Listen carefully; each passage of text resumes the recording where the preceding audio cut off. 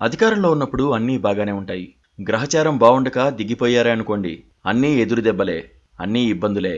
చివరకు ఏం మాట్లాడుతున్నారో, ఎందుకు మాట్లాడుతున్నారో అర్థం కాని దుస్థితిలోకి వెళ్ళిపోతారు. కూలిచ్చి కొట్టించుకున్నట్లుగా అలాంటి వారికి ఎదురుగాలి వీస్తోంది. ఇదంతా ఎందుకు చెబుతున్నారనే కదా మీ అనుమానం?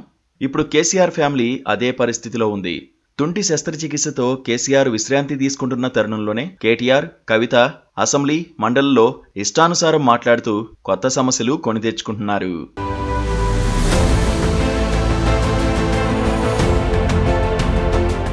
శాసనసభ, శాసనమండలిలో ఒకే రోజున గవర్నర్ ప్రసంగంపై ధన్యవాదాలు చెప్పే తీర్మానానికి సీఎం రేవంత్ రెడ్డి సమాధానం చెప్పారు. అప్పుడు ఆసక్తికర చర్చ జరిగింది. మాజీ మంత్రి కేటీఆర్ అవసరానికి మించి స్పందించారని కూడా అనిపించింది. ఈ ప్రభుత్వం 3 నెలలకు మించి ఉండదని తమ కార్యకర్తల సమావేశంలో మాట్లాడిన కేటీఆర్ అసెంబ్లీలో కూడా అదే ధోరణిని ప్రదర్శించారు. పూర్తి ప్రజాబలంతో అధికారంలోకి వచ్చిన రేవంత్ రెడ్డిని సాధ్యమైనంత ఎక్కువగా చులకన చేసి మాట్లాడేందుకు ప్రయత్నించారు.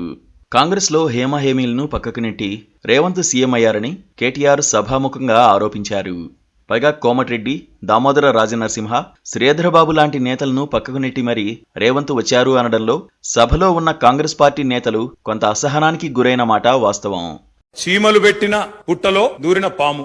అధ్యక్ష, కాంగ్రెస్ అనే పార్టీలో పాపం మా బట్టన్న, మా శ్రీధర్ అన్న, మా దామోదర్ అన్న, మా ప్రభాకర్ అన్న, అదే విధంగా మా ఉత్తమన్న, మా కోమటిరెడ్డి వెంకటరెడ్డి అన్న, మా దామోదర్ అన్న, వీళ్ళందరూ కలిసి పెట్టిన పార్టీలో ఇవాళ దూరి ముఖ్యమంత్రి పదవి తీసుకున్న ఆయన చీమలు పెట్టిన పుట్టలో పాముల గురించి మాట్లాడితే చాలా చండాలంగా ఉంటుంది సార్. దాంతో బాగా కోపోద్రిక్తుడైన రేవంత్ రెడ్డి మాజీ మంత్రిని మేనేజ్మెంట్ కోటా నాయకుడని అనేశారు. తెలంగాణ రాజకీయాల్లో ఇదొక కొత్త పదజాలమనే చెప్పాలి.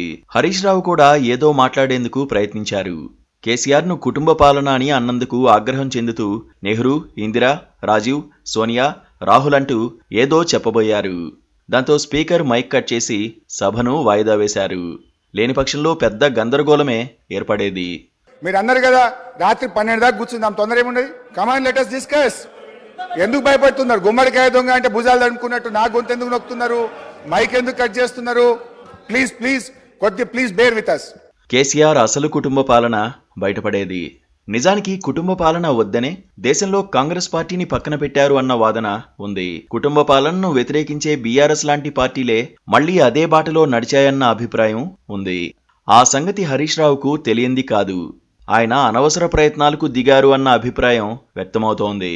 మండలిలో కూడా కవిత అదే పొరపాటు చేశారు. ప్రాజెక్టులపై చర్చ వస్తే కవిత అడ్డంగా మాట్లాడారు.